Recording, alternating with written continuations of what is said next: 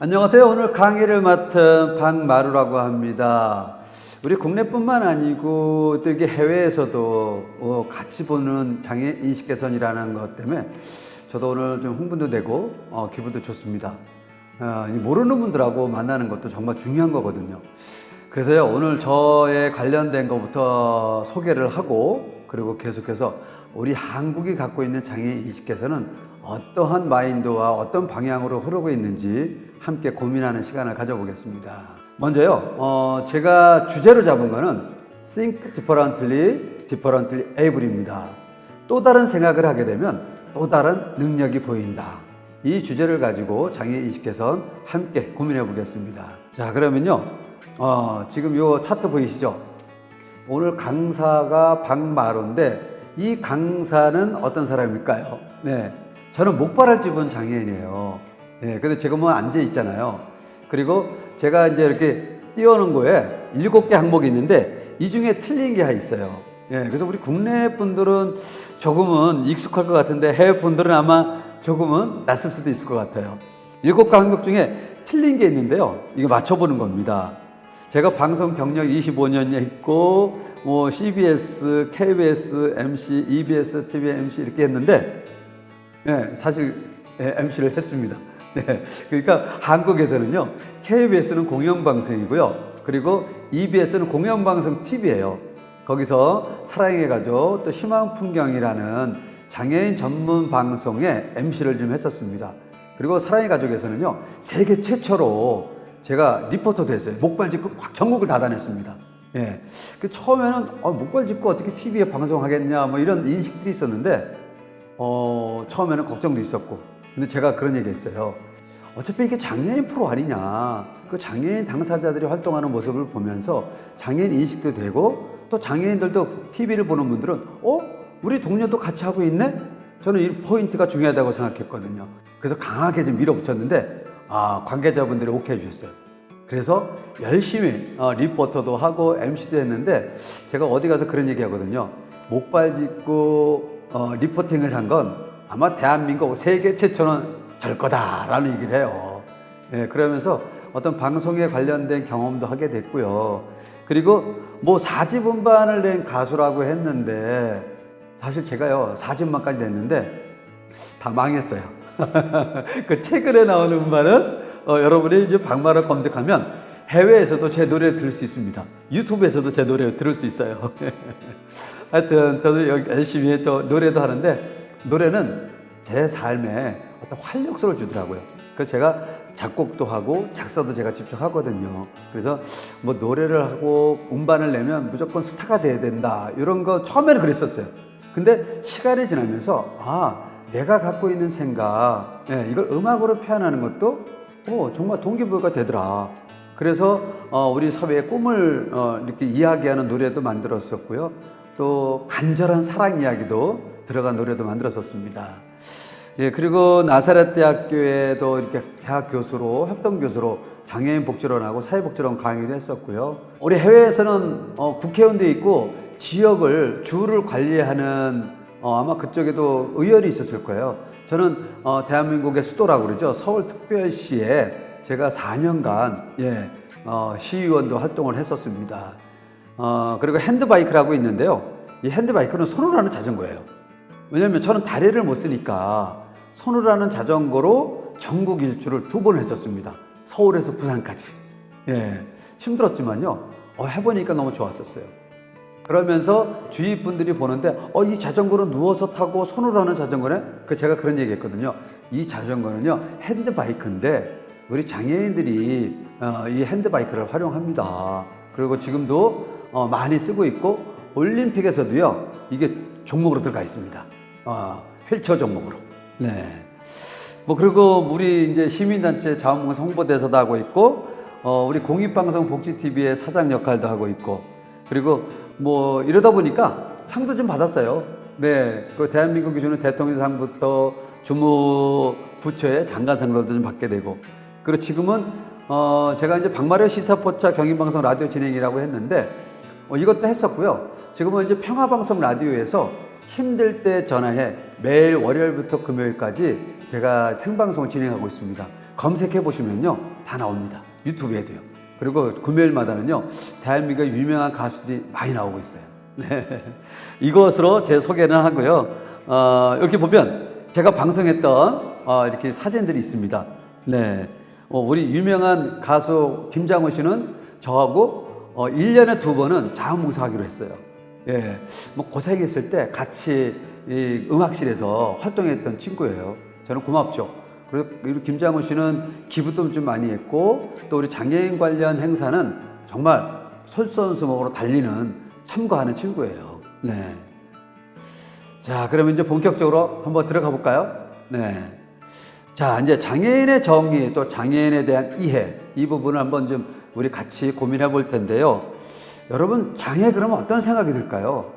장애 그러면 힘들고 도와줘야 되고 목발도 생각나고 휠체어도 생각나고 또 보지 못하는 분들 이렇게 생각도 나고 그래서 한국에서 이게 설문조사를 해봤답니다. 한번 설문조사 결과를 한번 보여드리면요. 제일 먼저 떠오르는 게 불편한 사람들이다. 이렇게 떠올렸대요. 이게 32.2%예요. 그리고 휠체어가 떠오르는 사람들이 있었어요. 장애인 그러니까 휠체어가 떠올랐다. 그게 27.2%고요. 그리고 몸이 불편한 분들이다 라고 떠올린 사람들은 8.9%입니다.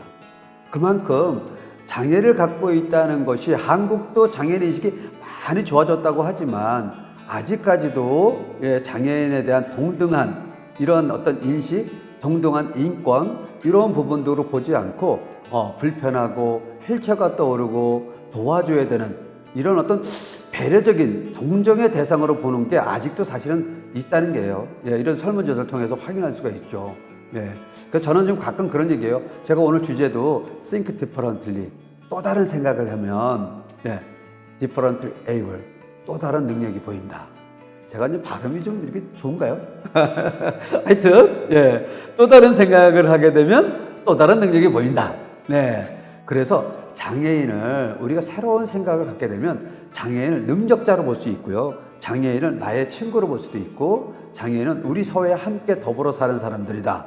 저는 이렇게 생각을 하게끔 여러분들하고 같이 오늘 고민하고 있습니다. 자, 그러면 장애는 또 뭘까? 앞에서는 뭐 몸이 불편한 사람 휠체어 떠올리고 도와줘야 되는 사람들 이렇게 됐는데 장애는요 여러분들 다 갖고 계세요. 제가 항상 주장하는 게 있어요. 장애는 태어날 때하고 우리가 이제 하느님 곁으로 갈 때 이때는 다 장애인이다. 대한민국의 장애인 복지법을 설명할 텐데 장애인 복지법의 정의는 이렇게 돼 있어요. 신체적 정신적 장애로 인해서 사회생활에 상당한 제약을 받는 분들을 장애로 이렇게 정의하고 있어요. 그러면 우리가 태어날 때 생각해 보세요. 갓난아기잖아요. 부모가 도와주지 않고 누군가가 도와주지 않으면 장애인 어떤 복지법에 이렇게 보면 그 정의에 맞춰 보면 우리가 태어날 때 무조건 다 장애로 태어나는 거예요. 그리고 우리가 세상을 등질 때 우리가 세상을 등질 때 한번 생각해 보세요. 정말 다 누워서 하나님 곁으로 가잖아요. 그래서 저는 평생에 2번은 나는 장애 아니다 라는 사람도 평생에 2번은 장애인이라고 저는 강조하겠습니다. 장애는요 누구나 가질 수 있는 하나의 특징이자 그리고 누구나 가질 수 있는 개성이라고 저는 생각합니다. 여기 이제 제가 차트를 보여드릴 텐데 부끄러움을 막 타는 분들 그리고 건망증이 있는 분들 그리고 성격이 급한 분들 또 다리가 좀 불편하고 몸이 좀 불편한 분들 다 누구나 느낄 수 있는 하나의 갖고 있는 특징이자 저는 개성이라고 생각합니다. 그래서 제가 장애 그러면 떠오르는 게 누구나 갖고 있고 가질 수 있는 하나의 특성이다 이렇게 얘기를 합니다. 이 대한민국에는요 장애인 관련 법들이 상당히 좀 많이 있어요.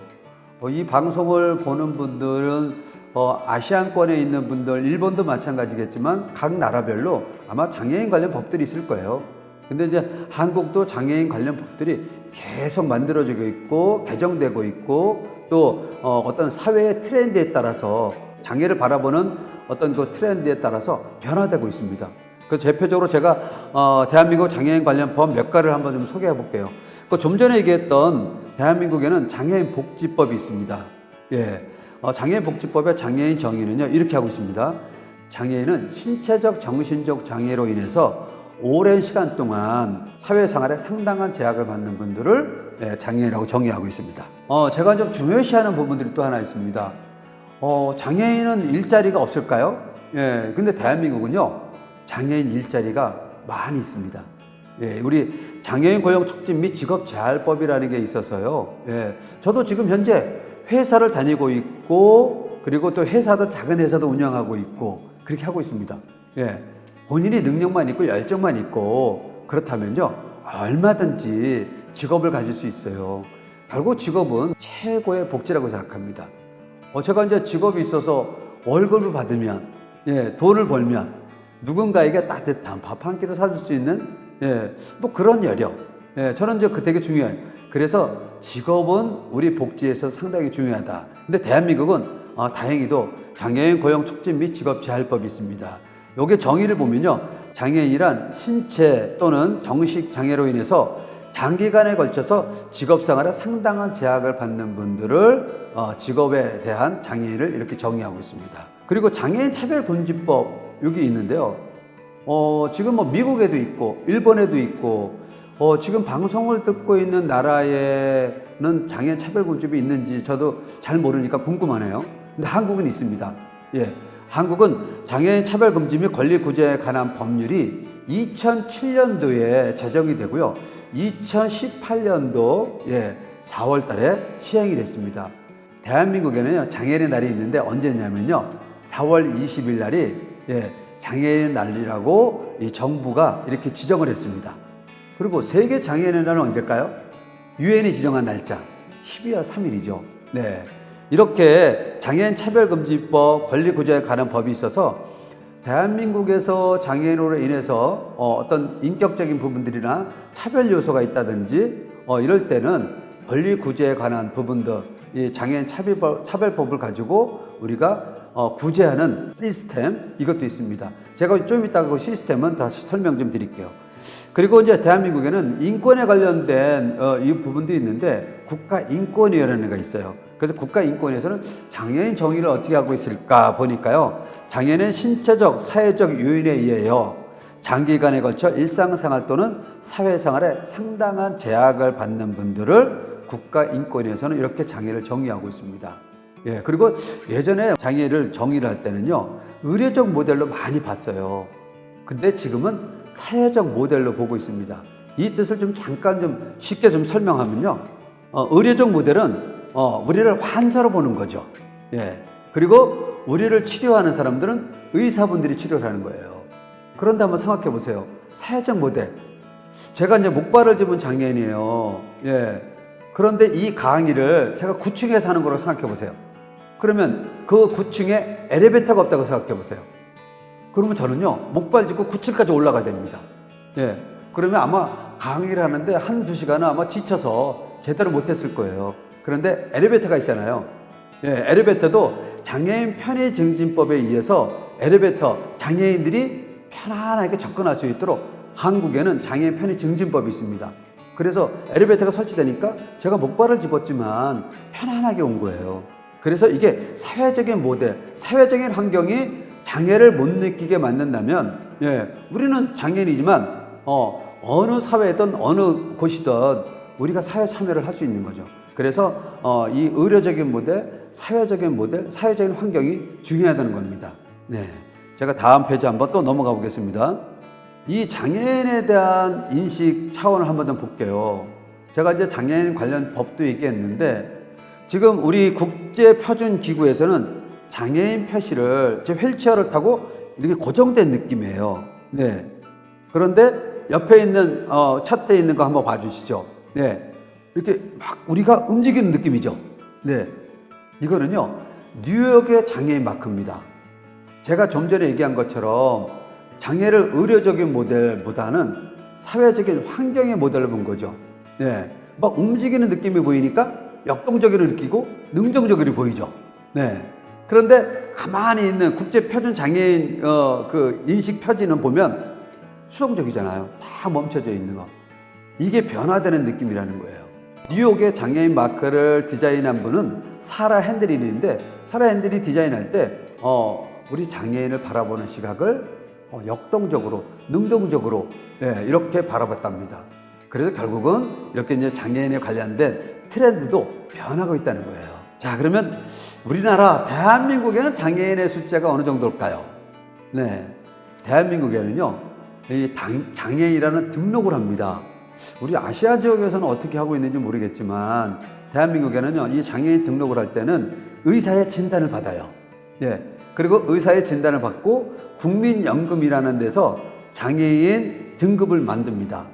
예전에는 우리가 1등급부터 6등까지가 있는데 이제 장애인 등급제는 없어졌고요. 실제적으로 경증장애냐, 중증장애냐 이렇게 좀 구분하고 있습니다.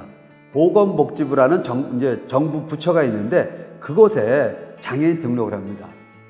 그 최근에 장애인 등록수를 보니까요, 267만 명이 장애인 등록을 하고 있어요. 대한민국이 인구수가요, 한 5천만이 조금 넘거든요. 보통 우리가 유엔에서 기준하는 것, 또 한국에서도 기준하는 것도 보면 인구의 10%는 장애인이다 이렇게 좀 하고 있는데 대한민국은요, 실제 장애인 등록을 하신 분들이 267만 명이에요. 그리고 6가구 중에 한 가구가 장애인 가구라는 겁니다. 그만큼 우리 주위에 장애인이 더불어서 함께 살고 있다는 거예요.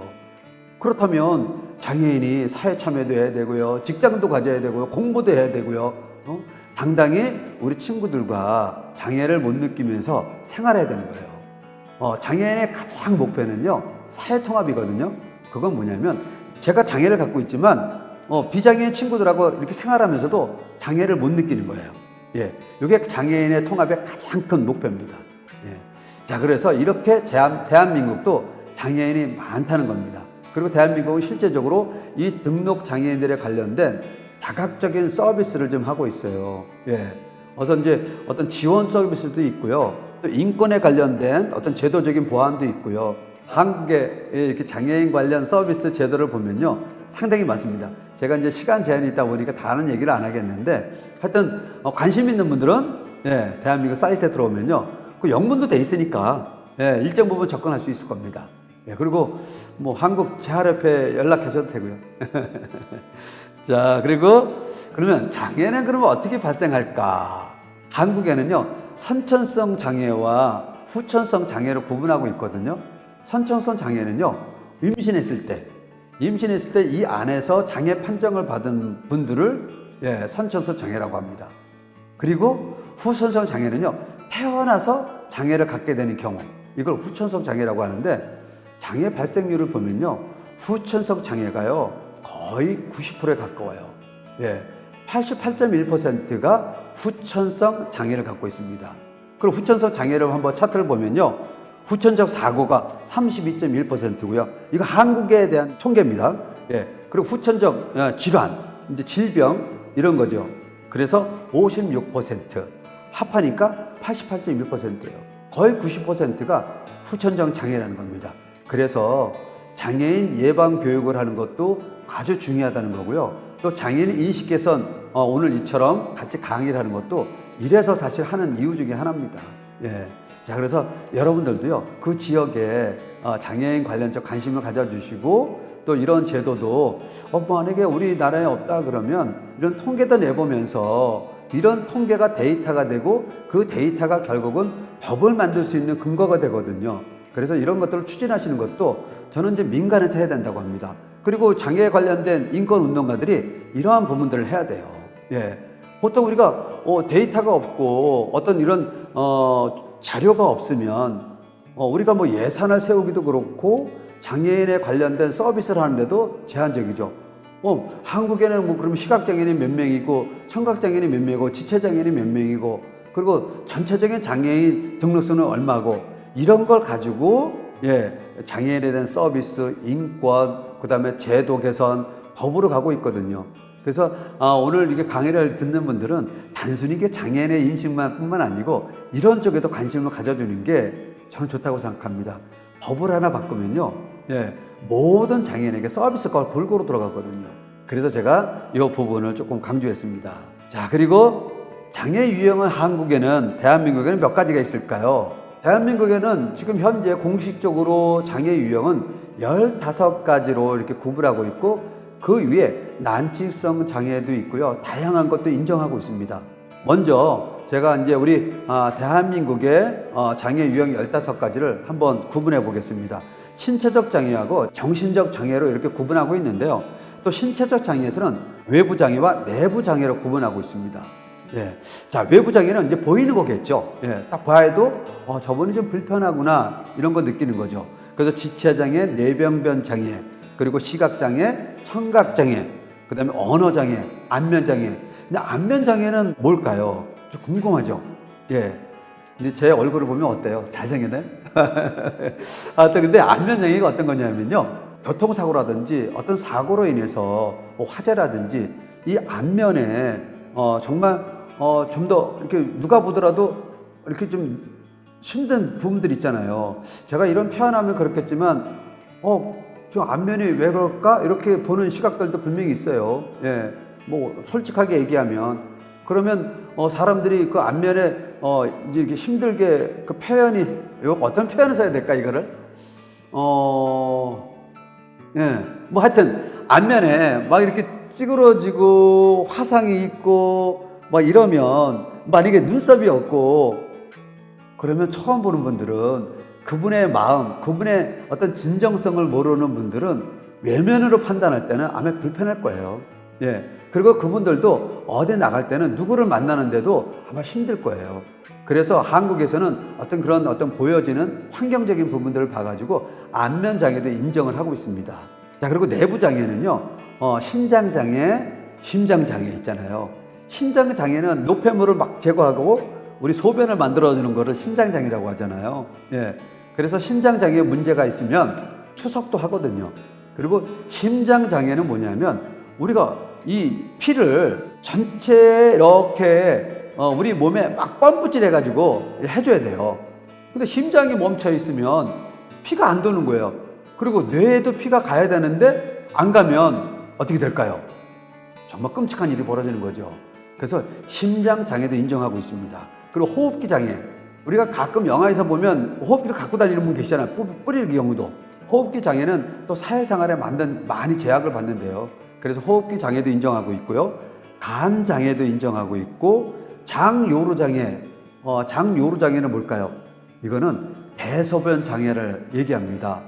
대소변 장애 같은 경우 왜 그럴까요? 장 관련된 암이라든지 위암이라든지 그래서 장이 없는 분들도 있잖아요. 위가 없는 분들도 있고 그래서 이거 호수를 껴가지고 옆에다가 소변 주머니라든지 대변 주머니를 갖고 다니는 분들 계세요. 그럴 때 이게 좀 냄새가 나다 보니까 이분들이 대인 기피증도 생깁니다. 그래서 소변과 이렇게 대변을 못 보는 분들을 위해서 이분들도 장애인 보험주로 들어가서 장루 요로 장애로 인정하고 있는 거죠.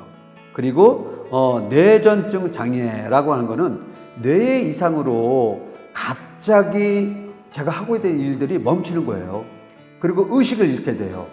이거를 우리는 뇌전증 장애라고 합니다. 그리고 정신장애가 있는데요. 지적장애와 자폐성 장애, 그리고 정신장애가 있는데 대한민국에서는 지적장애는 구분을 IQ 70 이하를 현재는 지적장애 이렇게 범주를 정하고 있습니다. 자폐성 장애는 한 가지를 계속 반복한다든지 어떤 환경에 불안을 느낀다든지 이런 친구들을 자폐성 장애라고 하고요. 그리고 정신장애는 뭐 우울증, 조현병 이런 어떤 그거를 갖고 있는 분들을 정신장애라고 합니다. 이 정신장애는요, 어떤 그 약 처방이라든지 어떤 이분들이 카운슬러 받고 바뀌는 분들이 많이 있어요. 예, 이따가 자세한 부분은 그때 좀 설명 좀 드리겠습니다. 자, 이제는 제가 아까 처음에 이제 주제를 얘기했는데요. Think differently, differently able 이렇게 얘기했는데 또 다른 생각을 하게 되면 또 다른 능력이 보인다. 자, 여러분 혹시 여러분은 물속에서 대화할 수 있을까요? 물속에서 아마 대부분 분들이 제가 이렇게 물어보니까 물속에서 이렇게 대화를 해? 고개를 갸우뚱거리는 분들이 많을 것 같아요. 제가 지금 보여지는 영상을 보면요 이해할 것입니다. 우리 그 영상 함께 보시죠.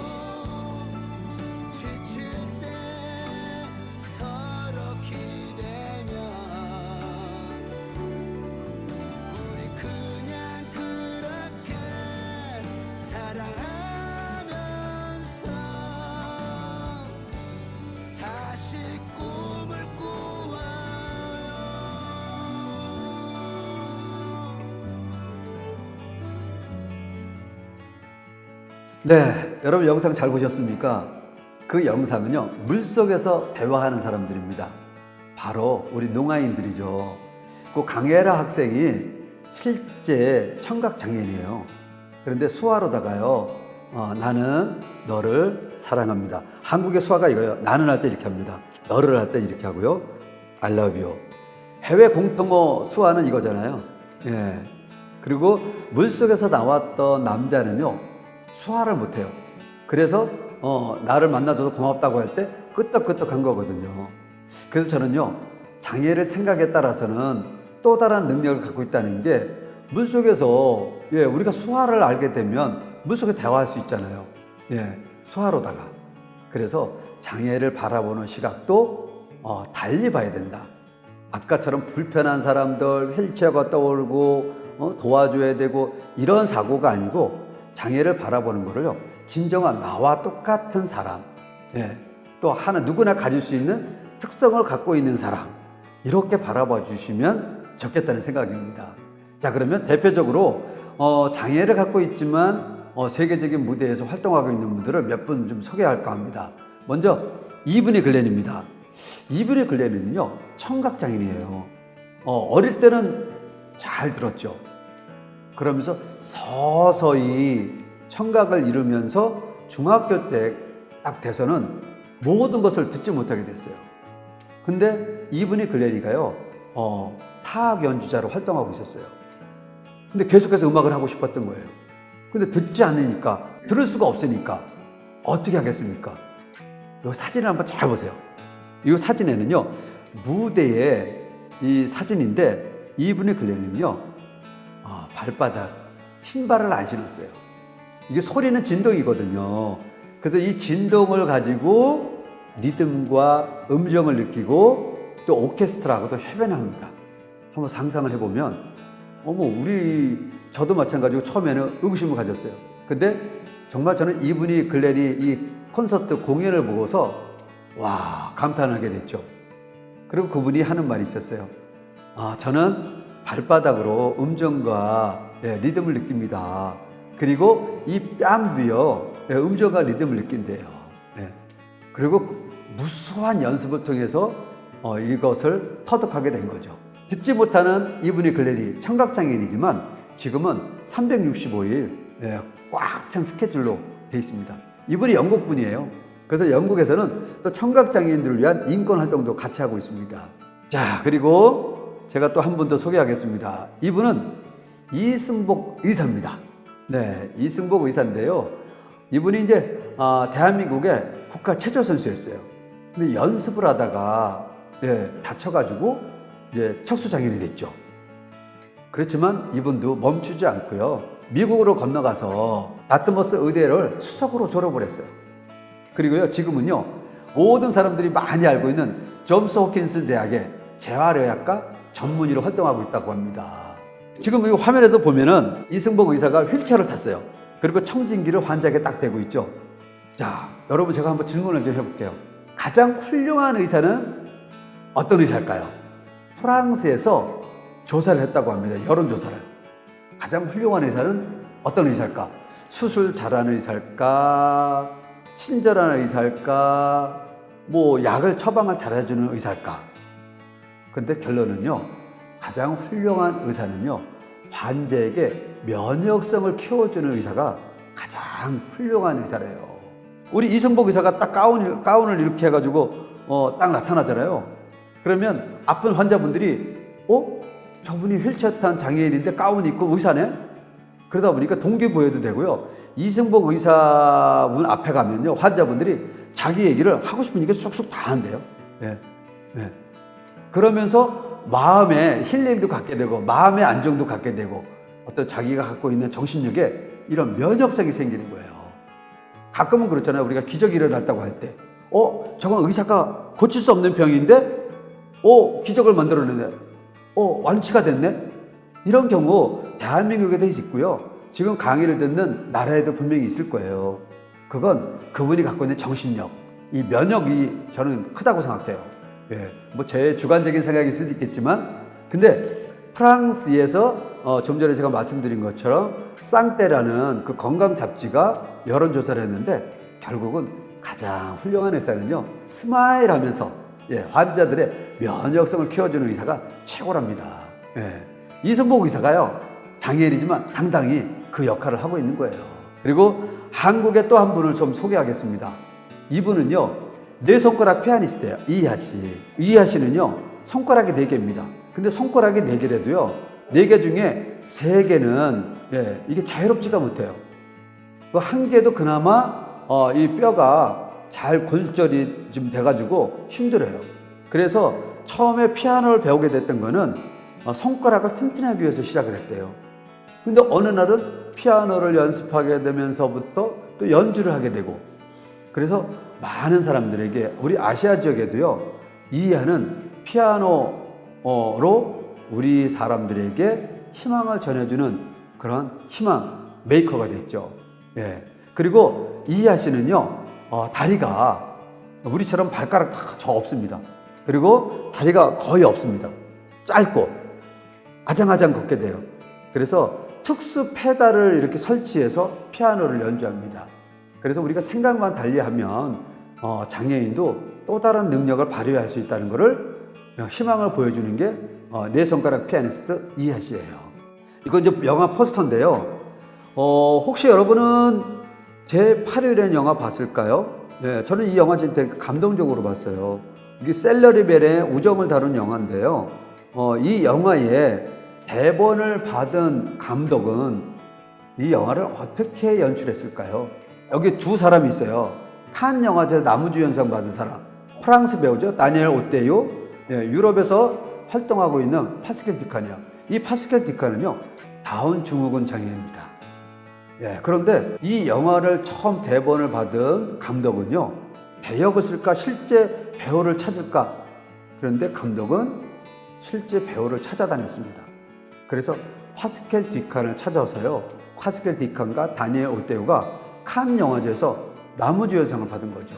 3대 영화제가 있잖아요. 아카데미, 그 다음에 칸 영화제, 또 뭐가 있죠? 잘 모르겠네. 이거 넘어갈게요. 하여튼 이런 아주 유명한 영화제에서 칸 영화제 나무주연상, 대한민국에서 나무주연상을 받는 사람은 배우가 딱 2명이에요. 여성분들이 받았어요. 강수현 씨하고 전도연 씨, 이 두 분이 대한민국에서는 칸 영화제에서 여우주연상을 받았어요. 우리 장애인이 그래서 칸 영화제에서 나무주연상을 받는 거예요. 그래서 저는 오늘 연기를 잘한 우리 장애인도 이렇게 조명하고 싶지만, 또 반면에 감독을 조명하고 싶어요. 이 감독이 실제로 일반 배우를 장애인을 연기하는 대역으로 썼다고 그러면 우리 장애인이 칸 영화에서 나무주연상을 못 받은 거잖아요. 우리 장애인에게 기회를 준 사람이에요. 바로 옆에 있는 자코메 루마엘 감독. 안개 쓰신 분이에요. 제가 보여드릴게요. 여기 안개 쓰신 분. 가운데 있는 사람이 다니엘 오떼요, 그다음 파스켈 디칸. 장애인이시죠. 자, 이렇게 저는 우리 사회의 리더자는요, 누군가에게 기회를 주는 사람들이에요. 근데 리더자라고 그래가지고 거창하게 생각할 필요는 없습니다. 우리가 보통 리더자 그러면 뭐 대통령도 떠오르기도 하고 뭐 여러 사람들을 떠오르는데, 제가 리더자라고 그러고 누구냐면 지금 현 위치에서 우리 장애인들과 함께하는 분들도 다 리더자입니다. 그리고 집에서 보면 아빠 엄마가 리더자가 될 수 있는 거고요. 그리고 선생님이 리더가 될 수 있는 거고. 그래서 제가 주장하는 거는 우리 사회의 리더자는 누군가에게 기회를 주는 사람들이다, 이렇게 저는 생각을 해요.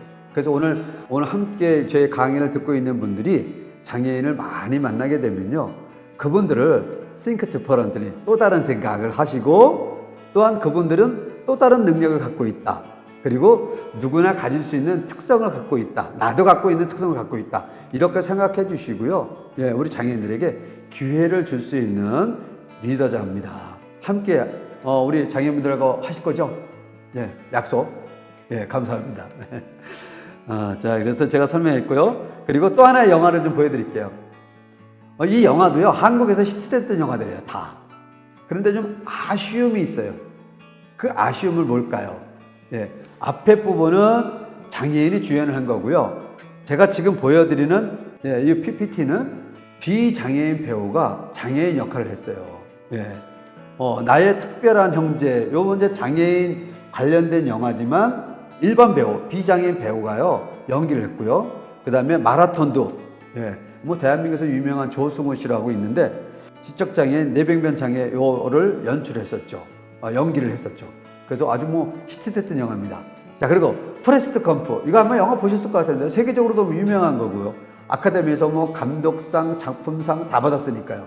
우리 톰 행크스, 톰 행크스가 주연했던 건데, 톰 행크스도 이제 여기서 보면 장애인은 아니잖아요.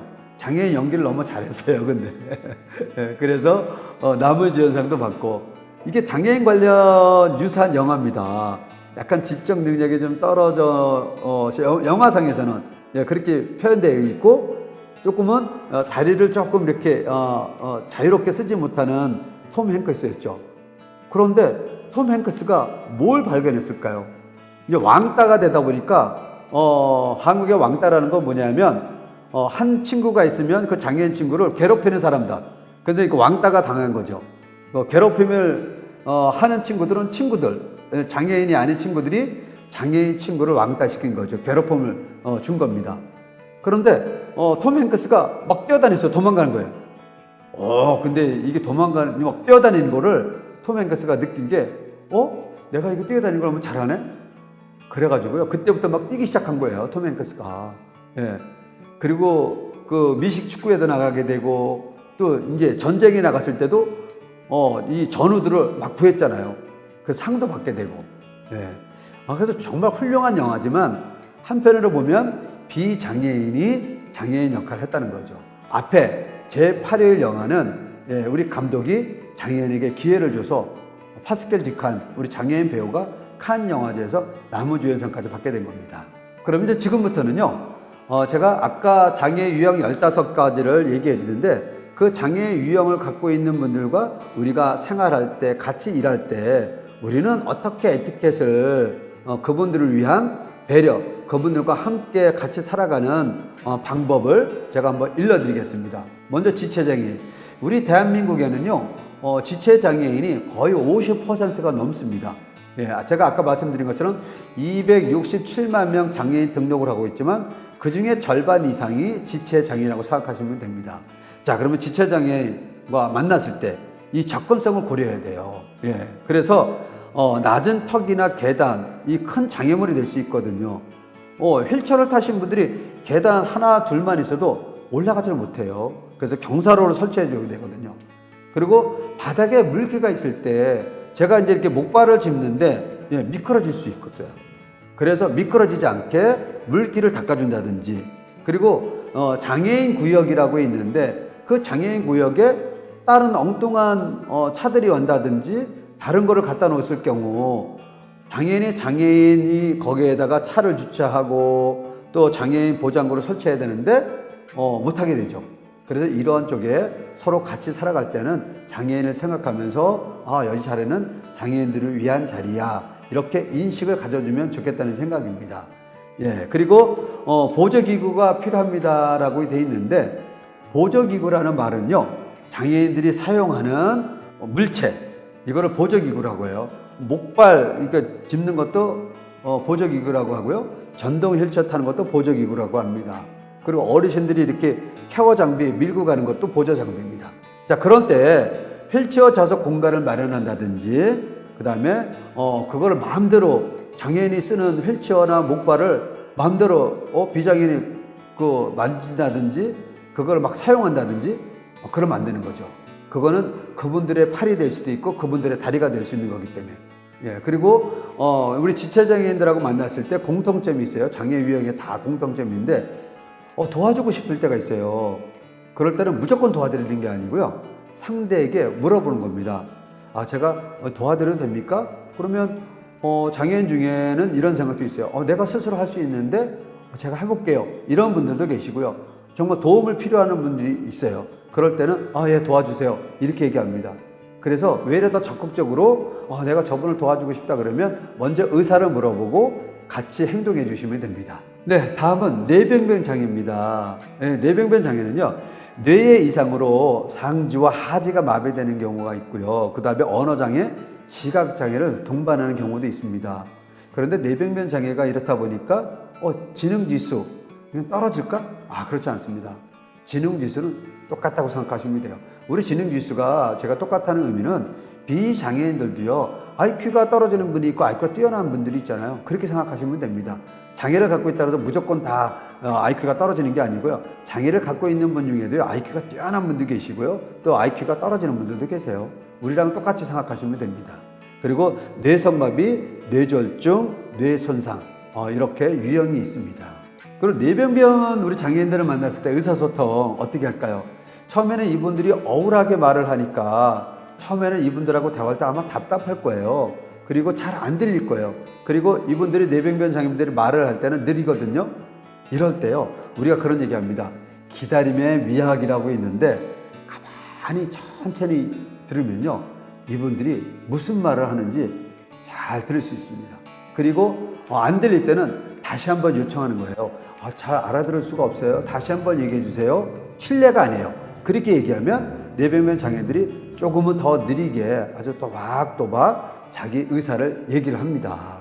자, 그리고요, 뇌병변 장애인분들하고 함께 걸어갈 때는 같이 보조를 맞추면서 걸어가는 거예요. 네. 그리고 또 넘어졌을 때는 도와드릴까요? 좀 전에 얘기한 것처럼 그런 의사를 물어보고 도와드리고요. 다음은 시각장애입니다. 시각장애는요, 백내장, 녹내장, 또 이물질의 침입, 그리고 화학약품에 의한 손상으로 인해서 시각장애를 갖게 되는데요. 전혀 볼 수 없는 사람들이 있고요. 그 다음에 명암을 구분하는 사람도 있고 좀 얇게 형태를 구분하는 사람들이 있어요. 그러면 대한민국의 시각장애인들은 어떤 형태일까요? 전혀 못 보는 사람들은 그렇게 많지 않습니다. 예, 소수고요. 대부분 명암과 형태는 구분을 합니다. 자, 그리고 시각장애인들하고 만났을 때, 또 시각장애인들과 함께 생활할 때, 일할 때는 어떻게 해야 될까요? 그리고 대화를 할 때요, 우리가 여러 명이 있잖아요. 그래서 시각장애인들하고 대화할 때는 저가 이제 예를 들면 저는 박마른데요, 지금 제가 얘기를 하겠습니다. 왜냐하면 얘기하는 사람을 모를 수가 있으니까요. 일단은 그분을 못 보니까요. 그래서 대화를 한다든지 회의할 때는 내 이름을 먼저 얘기하고 이야기하면 시각장애인분이 박마루가 얘기하고 있구나, 이렇게 이해하는 거죠. 그리고 그분들하고 인사할 때도 우리는 멀리서도 이렇게 보면 하이 하고 인사를 이렇게 하잖아요. 근데 그분들하고 인사할 때는 가까이 왔을 때 인사를 합니다. 그리고 또 시각장애인분들하고 식사를 할 때는 이분들이 이제 반찬을 어떻게 하냐면요, 한국에서는 시계 방향으로 여기는 고기가 있고요, 여기는 야채가 있고요, 여기 국이 있습니다, 그리고 여기는 밥이 있습니다, 이렇게 설명해 주시면요, 이분들이 젓가락으로 이렇게 확인하고 나서 식사를 같이 할 수 있습니다. 네, 다음은 청각장애입니다. 이 청각장애인분들은 어떻게 소통을 할까요? 4가지가 있습니다. 첫 번째는요, 수화로 있습니다. 수화. 한국에서 수화는 어떻게 했냐면 나는 너를 사랑해도 있고요, 나는 너를 만나서 반가워요 도 있고요, 안녕하세요는 이렇게 합니다. 그리고 땡큐 감사합니다 이렇게도 하고요. 네, 이게 수화입니다. 외국 영어 수화하고는 달라요. 네, 그리고 필답이 있어요. 필답 뭐냐면 쓰는 겁니다. 글씨를 써서 문자를 써서 알려드리는 거고요. 예, 그리고 보청기, 기계에 의해서 보청기 잘 안 들리니까 잘 들리는 보청기를 끼고 이제 소통을 하게 되고요. 그 다음에 구화가 있어요. 구화는요, 입 모양을 보면서 대화하는 겁니다. 제가 입 모양을 정확히 하면요, 우리 청각장애인 농아인분들은 제가 무슨 얘기를 하는지 소통이 됩니다. 네, 지적장애는 어떤 걸까요? 제가 앞에서 얘기했는데 IQ 70 이하를 지적장애라고 합니다. 그러면 지적장애인들은 일자리가 없을까요? 아닙니다. 한국에는요, 일자리가 많이 있습니다. 그리고요, 이분들에게 어떤 일자리 교육을 시키냐면요, 반복 훈련, 그리고 적절한 교육 프로그램을 만들어서 이분들이 일할 수 있는 그런 어떤 장을 만들고 있습니다. 그래서 한국에는요, 장애인 일자리를 책임지고 있는 곳이 한국장애인 고용공단이라고 있어요. 정부 산하, 정부 기관에서 하고 있다고 생각하면 되고요. 그리고 또 중증 장애인 일자리는 보건복지부가 담당하고 있습니다. 네, 다음은 자폐성 장애입니다. 이 자폐성 장애는요, 상호작용이 결합이 돼 있어요. 그러니까 상호작용이 잘 안 된다는 말은 뭐냐 하면 서로 대화를 하면서 소통하는 거죠. 그래서 자폐성 장애는 그런 문제가 좀 있고요. 또 한 가지는 한 가지에 집중을 합니다. 그래서 정말 뛰어난 청음을 갖고 있는 분들이 있어요. 그리고 뛰어난 기억력을 갖고 있는 분들이 있어요. 가끔 영화를 보면 어떤 분은 성경책을 딱 주면 그 성경책을 다 외워버려요. 그리고 어떤 분은 이 음악을 딱 들으면 바로 피아노를 쳐요. 한 가지에 집중하다 보면 이런 능력을 발휘할 수가 있어요. 우리 자폐성 장애의 특징은 그런 능력을 발휘합니다. 그리고 또 한 가지 뭐냐면 반복되는 특정 행동을 합니다. 반복되는 특정 행동. 이렇게 머리를 막 이렇게 친다든지 막 소리를 막 낸다든지. 그런데도요, 자폐성 장애도요, 충분한 연습을 통해서 그리고 우리 사회가 이분들에 대한 배려와 어떤 제도를 통해서 이분들도 사회에 일어나서 활동도 하고 있습니다. 다음은 정신장애에 대해서 얘기하겠습니다. 정신장애도 장애일까? 이렇게 생각하시는 분들이 분명히 계실 것 같은데 대한민국에서는 정신장애도 장애로 인정을 하고 있습니다. 그리고 실제적으로요, 요즘에 코로나로도 그렇고 많은 사람들이 스트레스를 받다 보면 우울증도 생기고 또 조현병도 생기고 이러면서 결국은 조울증 증세로 이렇게 다 같이 이 세 가지가 병행이 되면 결국 정신적 장애가 갖게 됩니다. 상담을 받고 카운셀러도 해서 회복하시는 분들도 계시고, 그리고 또 약물 치료를 통해 가지고 회복하시는 분들도 계시고요. 그리고 오랫동안 장기간에 약을 복용하면서 생활을 하면요, 정신장애인 분들은요 얼마든지 일상생활을 하는데 지장이 없다고 합니다. 네, 다음은 장애인의 인권과 또 장애인에 대한 차별금지 및 정당한 편의 제공에 관련돼서 여러분들과 같이 고민 좀 하겠습니다. 자, 대한민국의 장애인 관련 법의 어떤 그 스토리를 제가 한번 이렇게 딱 정리해 봤는데요. 1980년대부터 1910년, 지금은 2021년이잖아요. 대한민국에서 최초로 장애인 법이 만들어질 때가요, 연도가 1981년도입니다. 예, 심신 장애자 복지법이 제정이 됐고요. 그 이후에 1989년에 12월에 장애인 복지법으로 전면 개정이 됐습니다. 그리고 대한민국에서 올림픽이 있었는데 그때가 언제일까요? 기억을 하시는 분들도 계시고 기억을 못 하시는 분들도 계실 거예요. 서울 올림픽이 있었어요. 대한민국에서. 서울 88 올림픽이 했어요.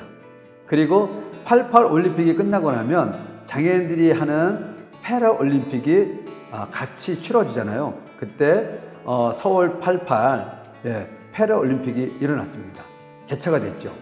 그러고서 그 다음에 1989년도에 장애인에 관련된 여러 가지 법령들, 인식 개선 정말 엄청나게 변했습니다. 왜냐하면 세계적인 대회를 통해서 국가의 이미지도 있었고요.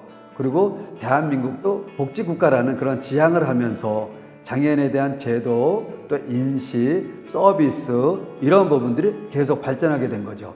그래서요, 1999년도에 장애인 노인 임산부 편의증진법이 이제 제정이 됐고요. 그 다음에 제가 아까 처음에 말씀드렸던 2000년도에 장애인 고용 촉진 및 직업재활법이 이제 제정이 됐고요. 그리고 장애인 차별 금지 및 권리 구제에 관한 이 법률 제정도요, 2007년도에 만들어졌습니다. 그리고 2008년도에 장애인 차별 금지 및 권리 구제에 관한 법률이 시행이 된 거죠. 네. 그리고 또 2008년도에 우리 중증장애인 생산품 우선 구매 제도, 중증장애인들이 만드는 물건, 이런 제품들을 공공기관에서 의무적으로 사주게 돼 있어요. 네, 이런 법도 만들어졌고요. 그리고 장애물 없는 생활환경 인증제도, 이건 어떤 거냐면 편의증진법하고 유사한 법이지만 공공기관에 관련돼서 장애물 없는 생활환경 인증제도를 우리가 마크를 줍니다. 그리고 건물이 지었을 경우 그걸 일일이 다 BF 심의를 해요. 그 심의를 통과가 된 거는 그러면 여기는 장애물 없는 생활환경 인증 건물이다, 이렇게 인정을 해줘요. 그리고 이러한 마크가 있어야지 건축 허가가 승인이 됩니다. 이 법은요, 우리 장애인들이 건물을 접근하는데 정말 안전하고 편리하게 하기 위해서 만들어진 법이에요. 예, 그리고 장애인 활동 지원에 관한 법률 제정도 있었고요. 그리고 장애인 아동복지지원법, 예, 그리고 발달장애인 권리보장 및 지원에 관한 법도 있고요. 예, 그리고 장애인 건강원 및 의료 접근권에 관련된 법도 있습니다. 이렇게 장애에 관련된 법이 1981년도부터 지금도 계속 장애인 관련 법들이 개정되고 있고, 또 그런 욕구들을 장애인들이 국회의원이 됐던 교수가 됐던 정부가 됐던 대한민국에서는요 적극적으로 장애인들의 욕구 전달을 하고 있습니다. 그게 결국은 사회 환경이 바뀌니까요 장애인도 당당하게 나도 사회 일원이고 나도 인권을 받을 수 있는 주체다, 그리고 인권의 주체로서 그러한 소리를 내는 겁니다. 그러다 보니까 장애인에 관련된 법들이 바뀌는 거예요. 그리고 투표할 때도 장애인들한테요 1인 1표 다 있습니다. 그래서 당당하게 투표를 통해서 대통령도 뽑고 시장도 뽑고 그 다음에 도의원 이런 군의원도 뽑는 겁니다. 자, 그러면요 이 장애인 차별금지법은 어떤 걸까요? 이 장애인 차별금지법은요 광범위합니다. 그리고 이 장애인 차별금지법은 대한민국에서요 정말 막강한 영향력을 주고 있어요. 그게 뭐냐면 노동, 교육, 그 다음에 재화, 그 다음에 서비스, 모든 영역에서 장애인 차별로 인해서 장애인이 차별받을 경우는 구제하는 그러한 시스템까지 구축되어 있습니다. 자, 그러면 제가 그걸 자세하게 좀 설명해 드려 볼게요. 장애인 차별금지가 뭘까? 모든 생활 영역에서 장애를 이유로 차별을 금지하고, 그리고 장애를 이유로 차별받은 사람의 권익을 효과적으로 구제함으로써 장애인의 완전한 사회 참여와 평등권 실현을 통해서 인간으로서의 존엄과 가치를 구현함을 목적으로 하는 법이 바로 장애인 차별금지법입니다. 대한민국에서 차별받는 분들은 어떤 분들인가 설문조사를 한 게 있습니다. 직접 한번 보겠습니다. 자, 한번 보시죠. 차트를 보면요 장애인이 27.6% 이렇게 차별한다는 생각을 갖고 있어요. 차별받고 있다는 생각을 갖고 있어요. 그리고 여성 21.5%. 우리 사회에서 차별받는 분들을 설문조사를 한 거거든요. 그리고 학력에 대한 거 10.6%. 또 외국인 노동자 7.9%. 또 가난한 사람, 또 동성애자, 비정규직 이런 분들이 차별받는다고 이렇게 설문조사가 나왔습니다. 그래서 대한민국에서는요 결국은 차별금지법이 만들어지고 그리고 시행되고 있는 겁니다.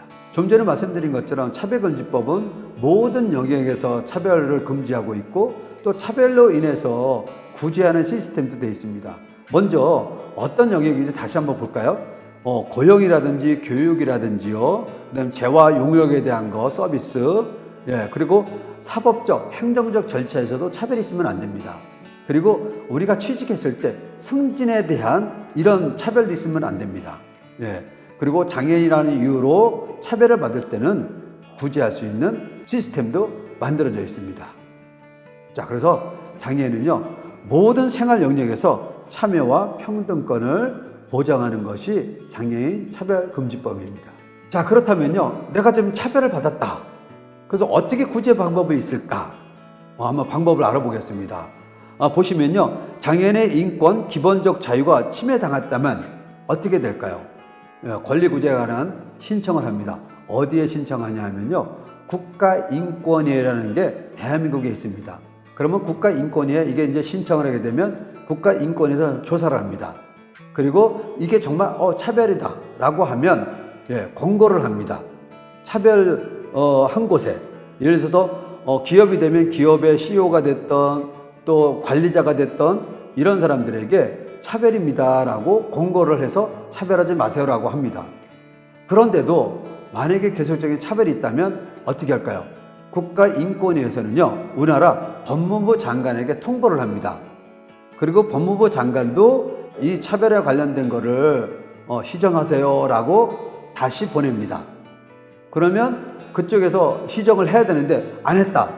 그러면 법무부가요 페널티가 있습니다. 벌금을 매길 수가 있어요.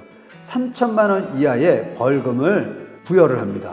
왜? 당신들은 장애인을 차별했기 때문에 3천만 원 이하의 벌금을 부과합니다 라고 할 수가 있는 겁니다. 자, 차별금지법을 알아봤는데요. 다음은 편의증진법에 대해서 알아보겠습니다. 편의증진법은요, 장애인뿐만 아니고요, 장애인, 임산부, 노인에 관련된 편의증진법이에요. 그래서 편의증진법은 우리가 건물을 들어갈 때, 그 다음에 정보를 접근할 때, 그 정보를 접근하는 거는 뭐 컴퓨터라든지, 그리고 공공기관에서 여러 가지 정보를 내보내잖아요. 안내하는 것도 그렇고, 그 다음에 공공기관에서 취업을 하기 위해서 구인을 할 때가 있어요. 취업을 공고할 때.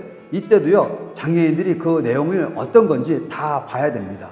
이런 부분들을 장애인 편의증진법에서 법으로서 지키라고 만들어진 거예요. 자, 그러면 여기 화면을 보시면요, 어떤 게 있냐면 직장에서도 이렇게 장애인 편의증진법을 지켜야 돼서 여기 보면 보조기구라고 있는데, 이제 입으로 하는 마우스가 있잖아요.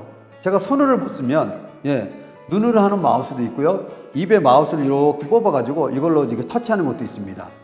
그리고 화장실도 이렇게 그림에 보이는데, 화장실도 양쪽에 이렇게 손잡이가 있어가지고요, 장애인들이 화장실을 이용할 때도 편리하게 하고요. 그 다음에 시각장애인들이 여기가 어딘지, 내가 지금 어디 엘리베이터를 타고 가야 되는데 어떻게 가야 될까? 그래서요, 이 점자 블록을 쭉 깔아줍니다. 그러면 우리 시각장애인들이 발을 디디면서 엘리베이터까지 안전하게 갈 수가 있는 거죠. 그리고 옆에 보면 핸드레일이 있는데요, 이 핸드레일도 나이 드신 분들이 이렇게 경사로 올라갈 때 힘들잖아요. 그래서 핸드레일을 잡으면서 올라가세요 라고, 핸드레일까지 만들어라 라고 법으로 제정이 되어 있습니다. 그리고 여기 이제 우리가 관람석이라고 되어 있는데, 문화공연을 가잖아요. 그러면 문화공연을 가면 휠체어를 타고 가신 분들이 있어요. 그러면 의자에 옮겨 타야 되는데 불편한 거예요. 그래서 대한민국에서는요, 문화 관람석이라고 그래가지고요, 별도로 휠체어만 딱 들어가서 제가 영화를 볼 수 있고, 뮤지컬을 볼 수 있고, 오페라를 볼 수 있는 거예요. 그리고 스포츠도 볼 수 있는 겁니다. 이렇게 편의증진법은요, 장애인들이 사회 참여할 수 있도록 건물과 정보를 접근할 수 있도록 하는 게 바로 편의증진법입니다. 네, 오늘 강의 어떻게 들으셨나요? 조금은 지루했을 것 같아요. 저도 시간이 꽤 오래 가니까 힘들기도 하고요. 그래도 제가 장애인으로서, 목발 짚고 다니는 장애인으로서 또 우리 외국에 있는 우리 친구들을 만난다니까 정말 기쁜 마음으로 함께 했습니다.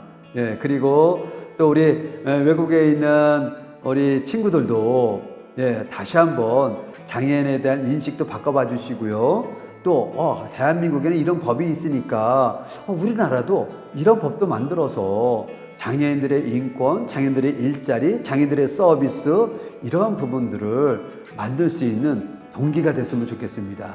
오늘도 함께 들어주셔서 감사합니다. 여러분 사랑합니다.